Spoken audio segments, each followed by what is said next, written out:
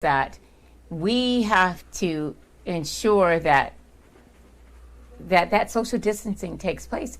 And it's a challenge. And the hard part for our community is that we've got a lot of kids that live with grandparents, lot of grandparents that are raising those children. But those kids, if they know that that's part of the process of distance learning, that they have to be distant. I think that because my daughter, she doesn't want to get COVID. Sure. I don't think any of our kids want to get COVID. So she participates in the idea of distance learning, not because we tell her to, but because that's what kids. I think we sometimes think too much for our kids. Well, as opposed to letting them say, let them give them some responsibility. Sure, and I think they're basing it too on the positivity rate. So if the positivity rate is high, they have to be mindful, because especially for our community, Jay, is that we've got a lot of grandparents raising their grandkids.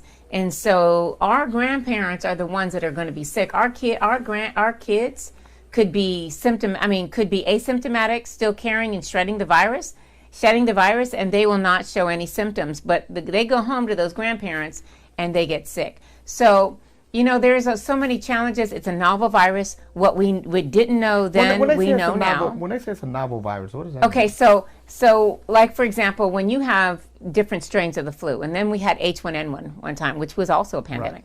Right. It's a different strain. And so it mutates, and you don't always know how. It's like, so you look at the genotype, for example, and what they realize is that 96% of it was matching that of the bat, right? Mm-hmm. And so, of course, bats can carry all different types of coronaviruses. And we've had a coronavirus before. But they're different, and they're different strains. And so what happens is that you have to learn how virulent the strain is, what the R naught is, and so how infectious the community will be. So why do they call it novel, though? Why do they call it a novel? Because it's new. Okay, it's new. It's just brand new. And so what they're learning, though, is that they're seeing that they're giving them dexamethasone, which is a steroid, and they're responding. Okay. And so they didn't know about that before because they didn't see a lot of the inflammation before. So you'll see different patients responding differently. And it's like we literally are in a clinical trial. Okay. And so what the physicians and what the clinical world is seeing is they're seeing how people respond differently. Why are you seeing all these black and brown folks that are dying? And what Harvard put out a study was that it's not necessarily only access to care, but also the structural racism and the trauma associated. So your body, and black and brown people are saying, I can't handle another stress. My body cannot respond to another crisis. And so therefore my immune system is not strong enough to fight COVID, and they succumb. And so there's all these different things. There's so many academic worlds that are doing studies out, and people are coming up with so many different things. But that's what happens in the clinical world. Things are changing all the time. Viruses are coming and they're going. You've got the situation when somebody asked about the wet market and you're living in China. Well, people want to criticize it, but when you're living in poverty and you have a chance to eat something, that's your culture. You eat different things than other people. And so what they recognize, though, is that you just have to monitor those places where you ensure that the health department is making sure that you're not being able to spread those types of viruses. At what point will we throw in the towel on some of these young people? Because, it's almost like we're going to throw away a couple of grades of kids if we don't. So I'm the optimist. So I always believe there's a solution and there's a way. We have to be creative, Jay. Mm-hmm. You mentioned it earlier on. Our kids learn differently. People say, okay, well, we're not a monolithic people. Well, we're not. But kids in our neighborhood are, their minds, when you're living in poverty, your minds become so creative because you have to be. Absolutely. And so you learn how to survive, you learn how to figure things out. And so, like, for example, Denard, he's the basketball coach, and he's working. They are going to create an academic bubble, and they're going to do it at the Robinson Center.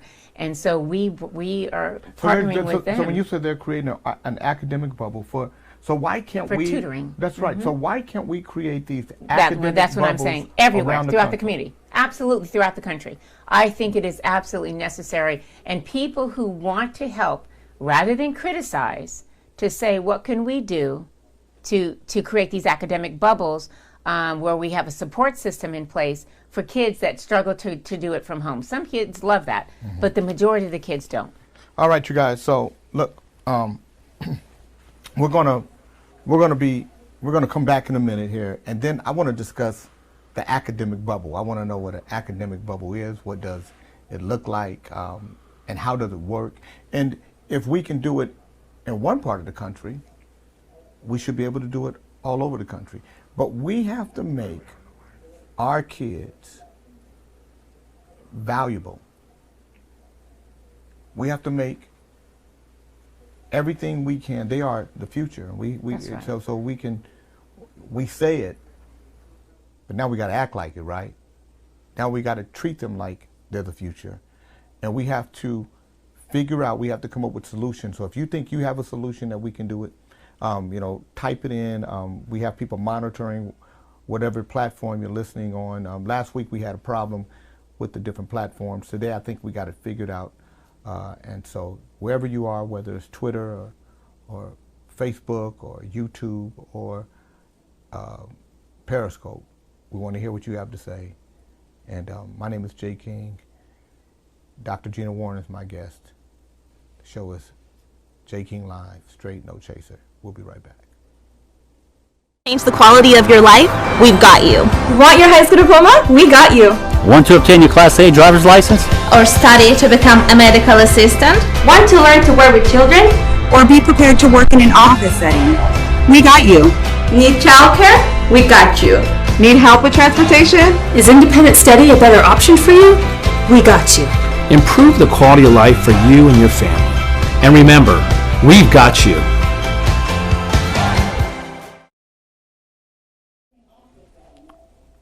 Okay, so we're back, and Jay King Live, Straight No Chasers, the show. We do this every Monday from 8 to 9 p.m.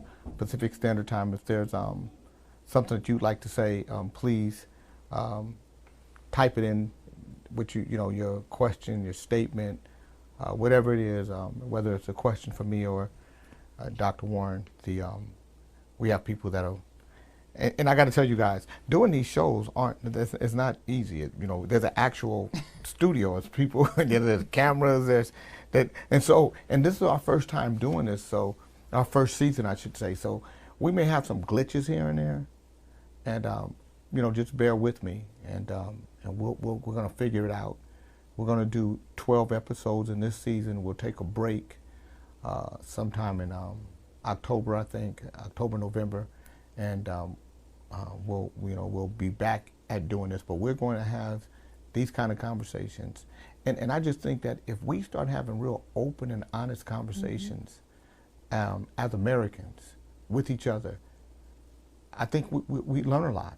We learn a lot about each other culturally, that a lot of the issues that we have are probably cultural more than anything else, just understanding each other. But it's difficult to know these things when we have these conversations in silos and in secret and amongst ourselves, and nobody wants to let the other person know what they're feeling. We're sitting here with Dr. Warren. We're just talking about our history, Black history that happened, and we make assumptions sometimes that white folk know our history, and I say, how can they when we don't know all our history? So there are a lot of conversations that we're going to have on Jay King Live, Straight No Chaser, and some of them are going to be uncomfortable and uneasy, because some of them is going to be you. You're going to be the problem that we're talking about, and the only way we're going to get better with this is if you decide that you want to get better, and that's got to be our mantra. We all have to decide that we want to be better, we want to do better, and we want to help each other, and that's what this discussion is really about. So what are some of the solutions that you see we can enact to help mitigate the COVID problem? Regarding education, yes. Right? And so we'll go back to that academic bubble. And so that's not my idea. It was Denard Wilson. He's the basketball coach at Grant, and he's right now serving as a substitute as well. And he called me and he says, Gina, look what they're doing in the NBA. And, I know everything. I've been following the NBA forever. And so I said, it's fantastic. When you see that leadership and they're able to continue to move forward and still not have any cases, right? Is because they've been able to control that. So we can control that in these academic bubbles. So you keep a small number of kids, you do temperature checks, and you space them out, and you bring substitute teachers in who aren't working, don't have jobs, who want to volunteer, retired teachers, and you come in and you work with these kids. You can make this the most creative and engaging time where these kids learn that, wow, I'm making history right now. I'm in history right now, where we are in a pandemic that's impacted the entire world. Why can't we use teachers? You say retired teachers, substitute teachers, volunteers. Why can't this be the way we do school? Why can't we do school in tracks, in bubbles? Right. I mean, in our community, I think it would be fantastic. You and I talked about this before about, I would love for you to come in. For example, we have Innovators Academy, which is an academic mentorship type program at Grant High School. We have a partnership with Twin Rivers, and we partner with 916 Inc. and with Square Root Academy, and Neighborhood Wellness Foundation provides the mentors. And we actually work with them throughout the entire summer and even now, especially now in COVID. But what we wanted to do is bring in, and like for you, come in, Jane, you tell them the history of music. You've got so many kids who are musically inclined, who love and understand music and don't know our history of music.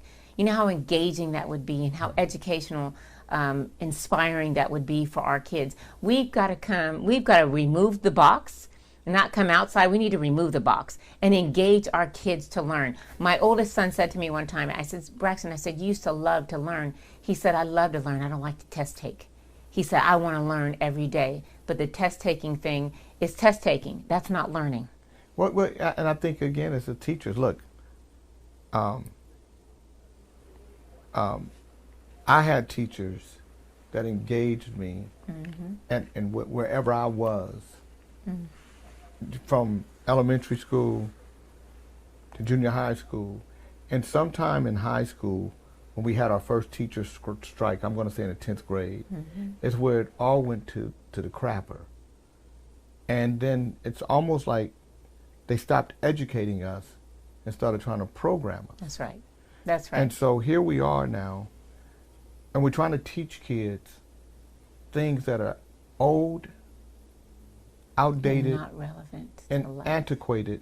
Yep. But we can't change this. If there's ever a time for us to change our education system, right now is the time. Absolutely. Why aren't we? And I'm going to say this to you all, that this should be, if we're going to fight for something, these are the kind of things we should fight for. If there's ever a time for us to attack and change, education, now is the time. And in Black and brown communities, when it comes to financial literacy, we are the most uneducated of all communities. We don't, so we don't even participate. I'm talking about even as we get older. That should be mandatory to me in high school. Absolutely. It should be something that we do. But if there's ever a time for you to have a voice, for you to really go after education, for you to make noise, for you to create a movement, no matter where you are in this country, right now you have the ability and to change the education system. And we have to do something. We have to. Right now. I agree. There should be,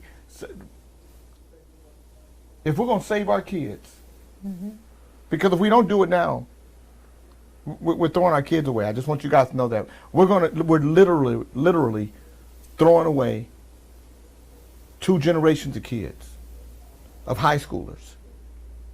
If we don't do something right now, just these few months, just look at how it decimated. Look, our economy shrunk by 33%. And so to me, we have to extend far beyond just college education, because you can become educated in so many other ways. We can't afford college. There's so many of our kids who can't afford it. but there's other ways they can monetize their skill set. There's vocational training. They can become electricians and plumbers. They can go on the construction site. But they're not learning that. They're not learning that in school, and that's what I'm saying is that we've got to find other ways. We have to. We have to. Look, I mean, they don't know how to fill out an application. These are basic competencies that to me the educational system should include. In what they used to have that exit exam should be mandatory in school. It should be mandatory for financial literacy. To me, it should be mandatory for parenting, because even if you don't become a parent, you need to know how kids interact and what is necessary for their growth and development. I find that absolutely necessary. And how do you teach that if you weren't parented yourself? And so there are so many things that we can include in the educational system. And to me, I think we can be creative right now. Just take advantage of this opportunity instead of looking at it for what it is, because there's so many negative parts to it. Let's take what we can. We would have not known about George Floyd had we not been in this pandemic. We would have not been focused. We were home, we were focused, and we saw. And so we are now in a defining moment to take the negative parts of our society and make them positive. So what can we learn from COVID-19 that can help us in the future as it relates to things like learning curves, best practices, becoming better communities, becoming stronger voices, correcting some of the issues that exist in this country, like our education system? We have to be honest enough to say that our education system is flawed and failing. That's right. And our kids are not ready. That's right.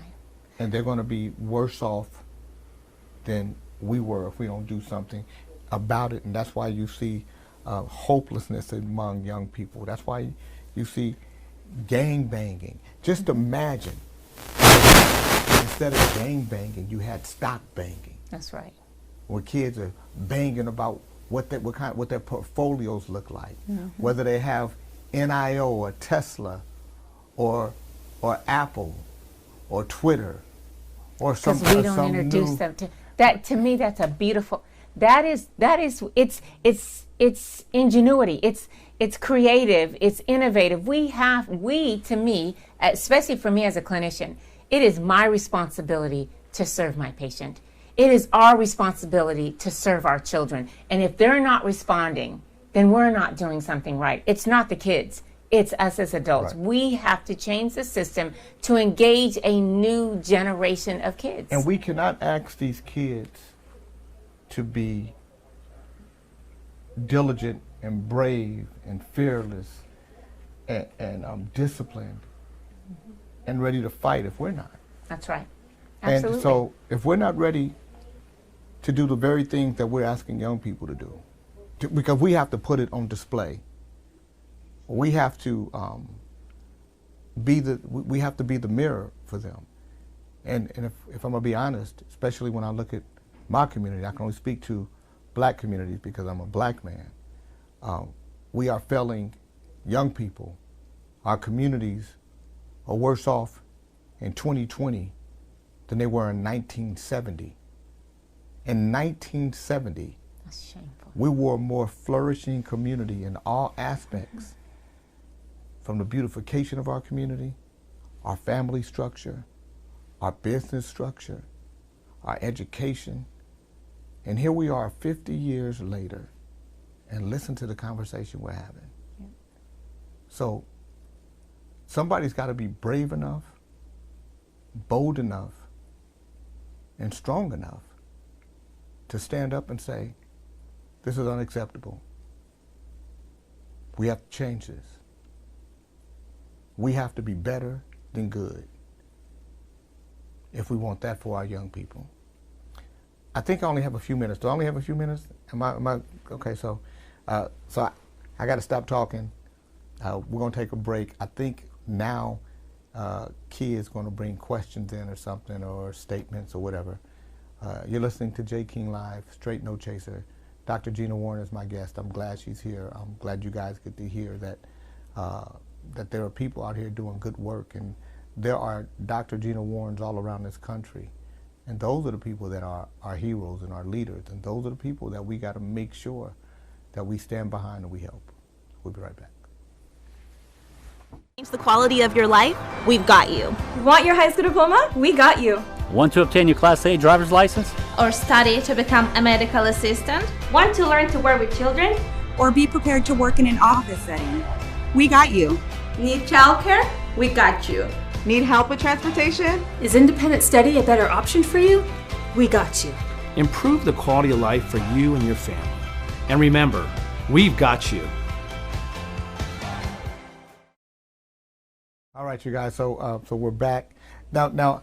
I got to tell you, Highlands Community Charter School is one of the strongest advocates for adult learning that we have, and I run their commercials because I think it's important. If you live in the Sacramento area and you're 22 years or older without a high school diploma, and a GED is not a high school diploma, Highlands Community Charter School is where you ought to be. Not only will they help you on your high school diploma, they'll help you find a career pathway. It doesn't cost you a dime, but it does take effort and discipline on your part. You should call them 916-844-2283, 916-844-2283. Let them know you heard about them on J. King Live Straight No Chaser. All right, it's key. I'm sure that we have a lot of questions happening right now. So I'm waiting on Key to come in. But Dr.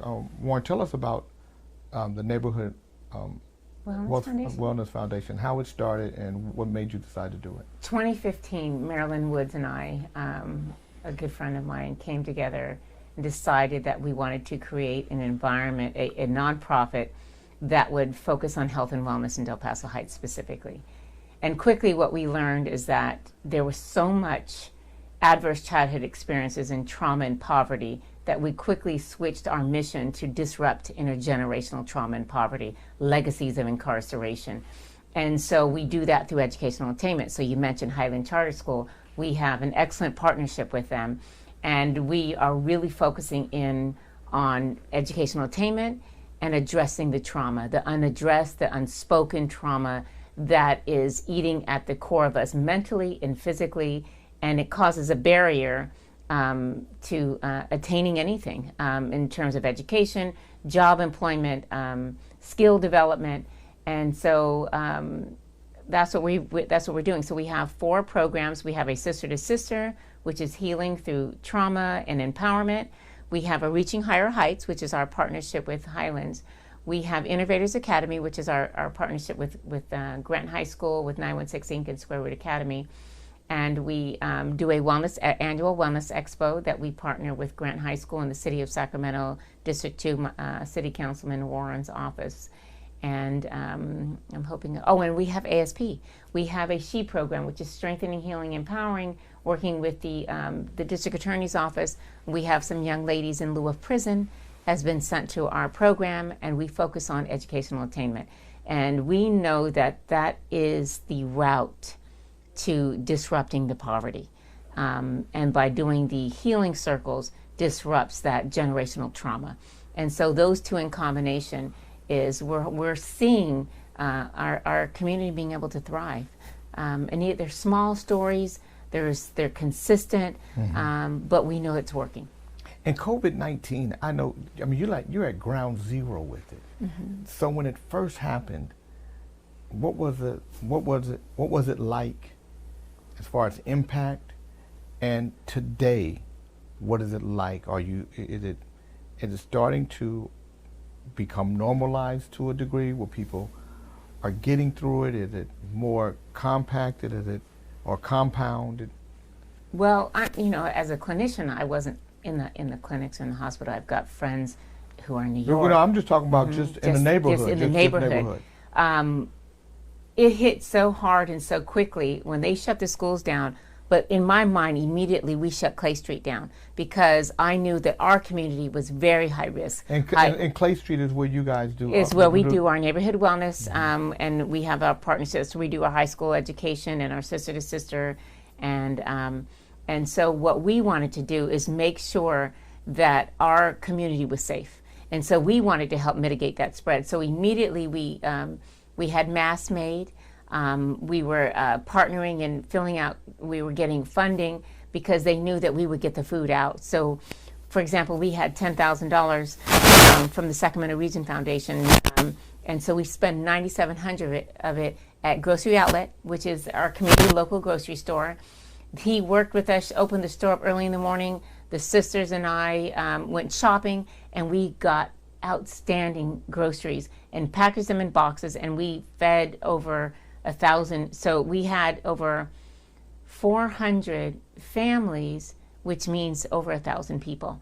And so that would help them extend that, that time period. How long? Well, we were getting grant, funding here. But how long did the groceries last for them? For that, it just depends on how the size of the family. So we were hoping that it would take them at least through the month. And so getting Uber cards, because we knew that we had families that were trying to get medication, and buses were closing down. There was a lot happening at a very fast pace, and folks weren't able to get food. There was a shortage. We didn't have toilet paper, access to medicine. So we were trying to make sure that all the families that we were serving, to send them reminders, you got to get medicine, you've got to get essentials, and toilet paper and things of that nature. But it was tough. So you have a question from your viewers. Mm-hmm. A question for the panel from Christopher on Facebook. Okay. With the development and usage of virtual learning, how do you feel about the idea of those in the communities behind in education due to the pandemic being able to continue a virtual education from institutions that are virtual only in the future after the pandemic is over?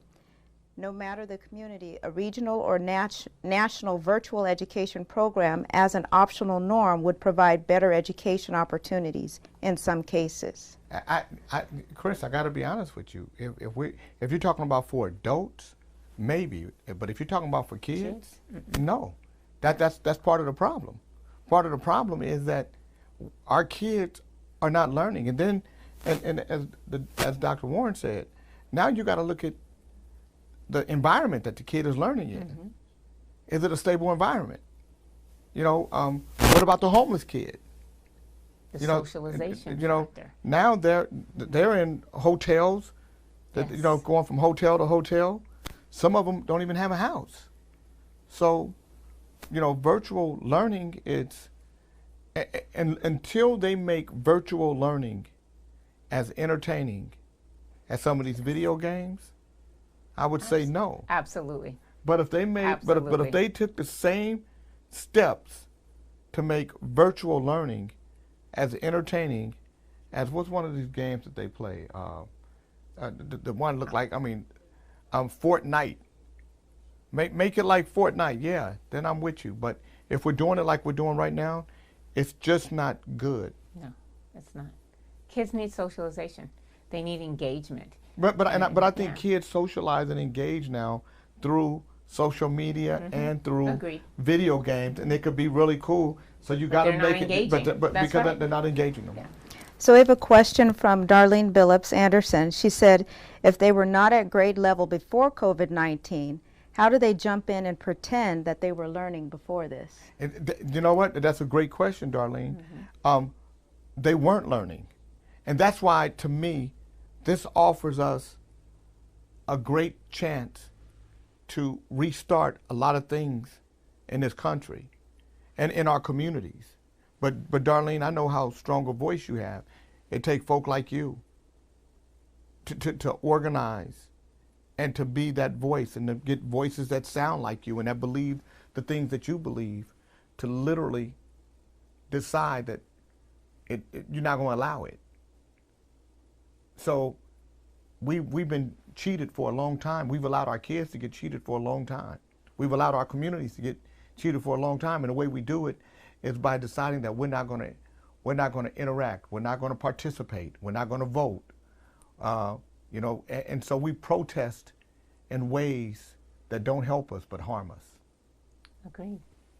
We have to be innovative. My son said to me one time, when's the last time you did a quadratic equation?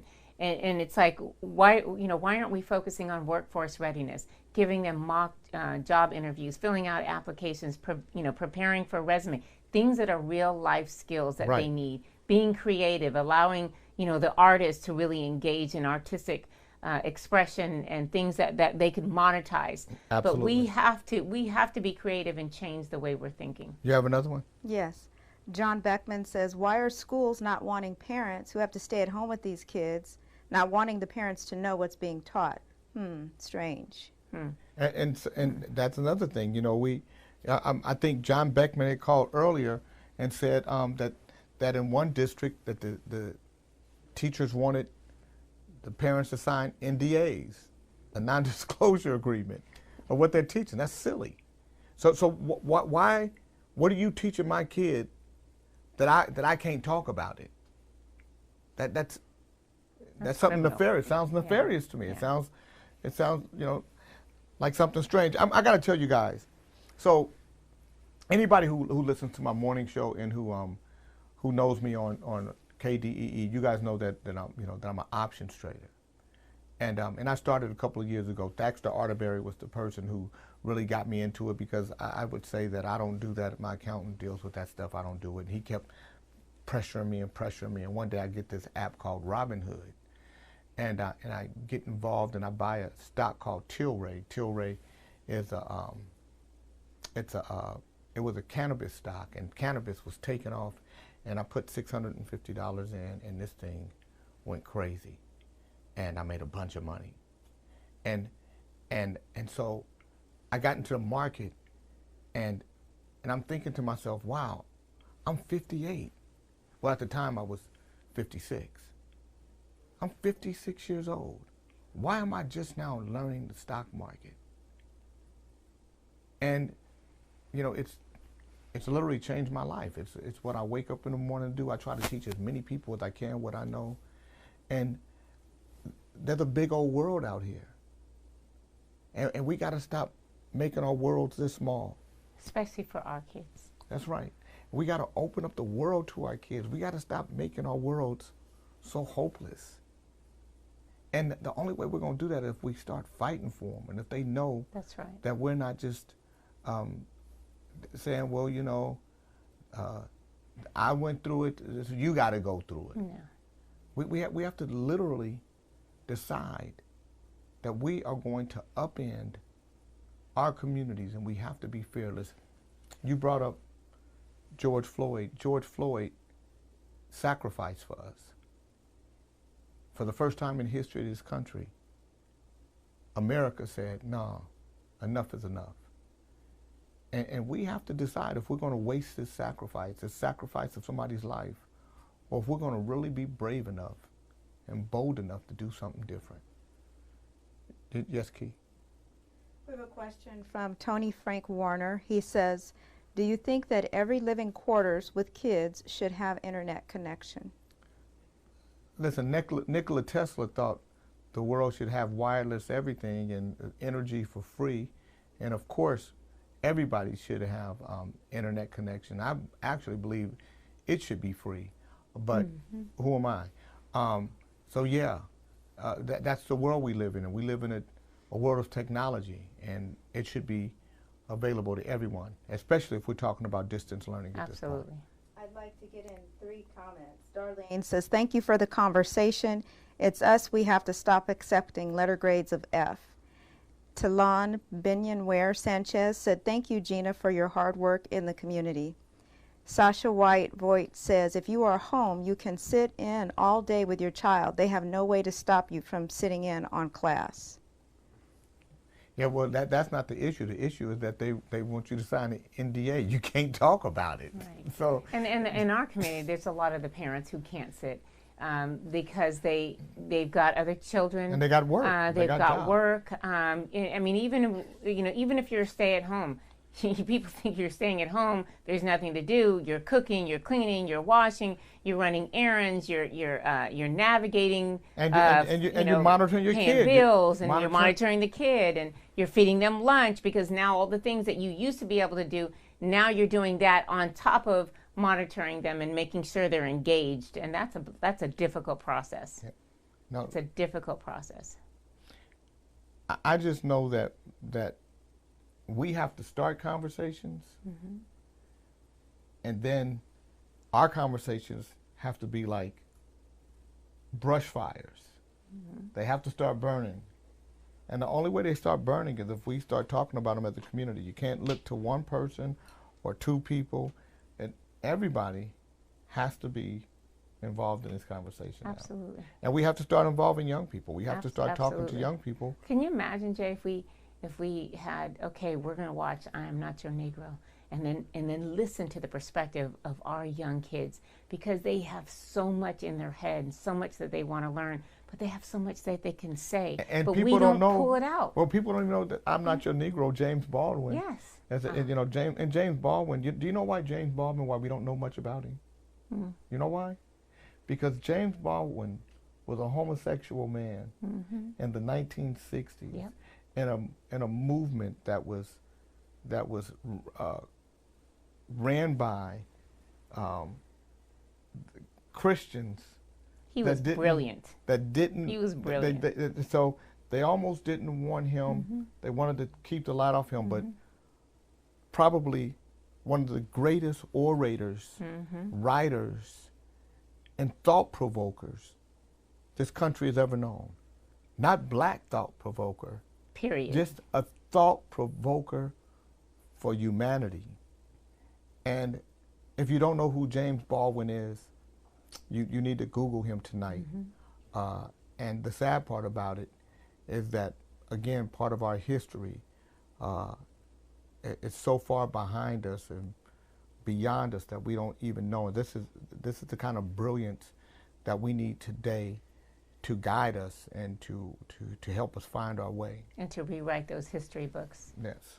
I want to mention one more comment. I want to mention one more comment from a viewer on YouTube. A Sprinkle of Sugar Callie says, we have to level the playing field.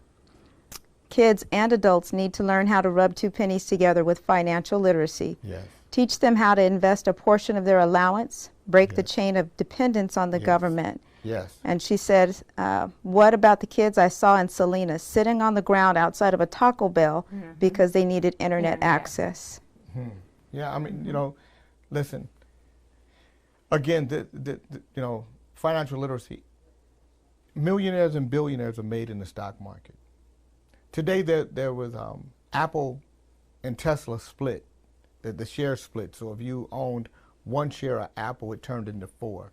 Apple was trading a little above $500 a share, and when it split, those 4 shares became $125 each, and today, even as they split, they went up to $130 each. There's a company called NIO, which is the Chinese version of Tesla. They started at I bought it at $363 about 3 or 4 months ago. It's now trading at over $19 a share. There are some analysts that say it's going to be over $159 a share by next year.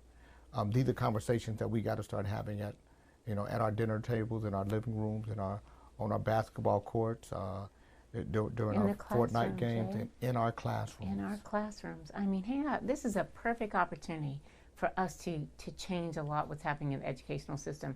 I mean, we're doing the same things over and over and over again, and it's not benefiting the kids from our neighborhood.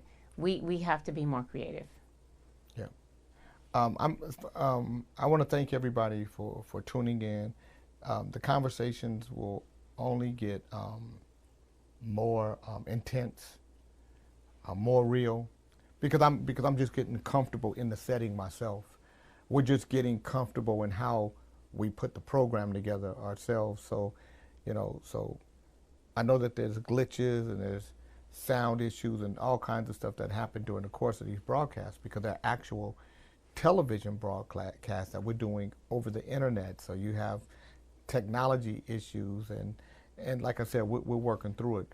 But the information that we're going to bring is going to be real, and it's going to get hotter and heavier, especially as we get closer and closer to this election season.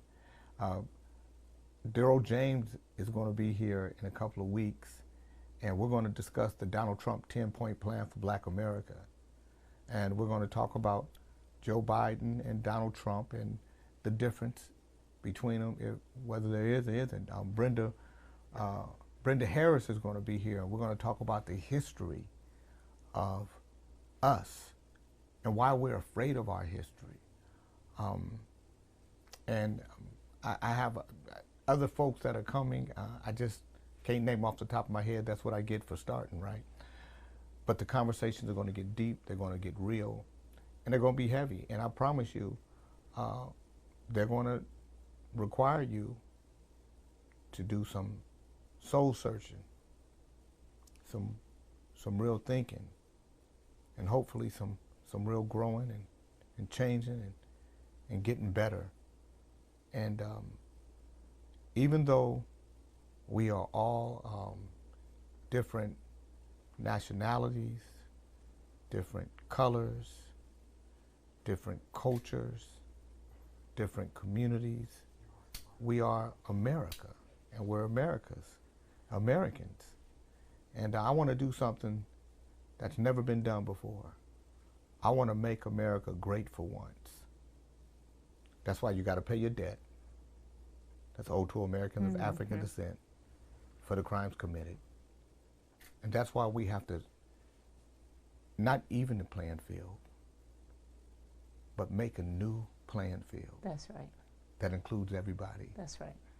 And so our conversation become about how we respect each other, how we love each other, and how we want to help each other. Good night. See you guys next Monday on J. King Live. Straight, no chaser. Thank you, Gina. J. King Live. J. King Live. Not straight, no chaser. J. King Live. J. King Live. Not straight, no chaser.